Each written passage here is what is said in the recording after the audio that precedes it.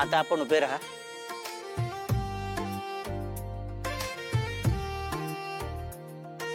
सात वचनं असतात बरं का.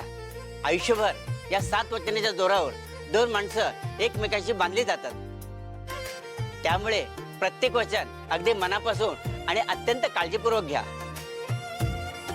त्याची काळजीच करू नका तुम्ही गुरुजी, कारण प्रत्येक वचन मी अगदी मनापासून आणि अत्यंत काळजीपूर्वकच घेणार आहे.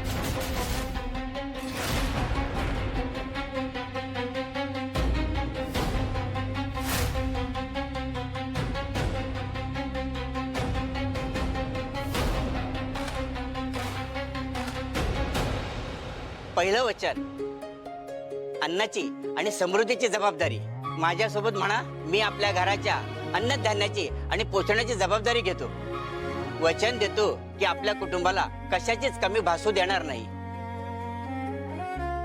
मी आपल्या घराच्या अन्नधान्याची आणि पोषणाची जबाबदारी घेतो आणि वचन देतो की आपल्या कुटुंबाला कशाचीही कमी भासू देणार नाही.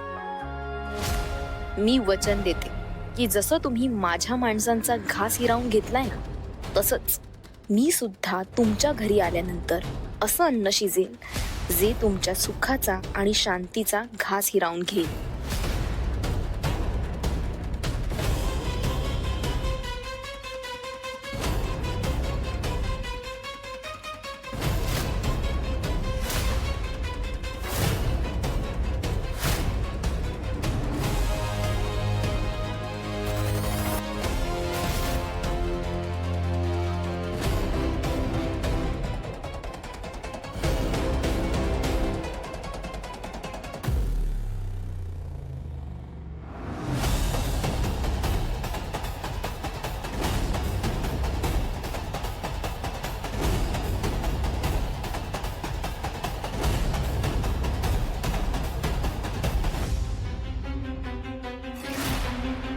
आता दुसरं वचन, शक्ती आणि सामर्थ्याचं. आता म्हणा, मी वचन देतो की सुख असो वा दुःख, मी नेहमी यांचं रक्षण करेन आणि आपल्या कुटुंबाच्या शक्ती आणि सामर्थ्यासाठी नेहमी कटिबद्ध राहील.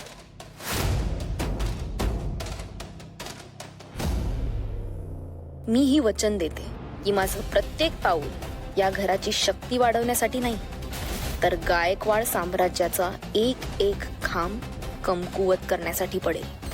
हळूहळू तुमची ताकद आणि तुमचं सामर्थ्य नष्ट करण्याचा मी मनापासून प्रयत्न करेन.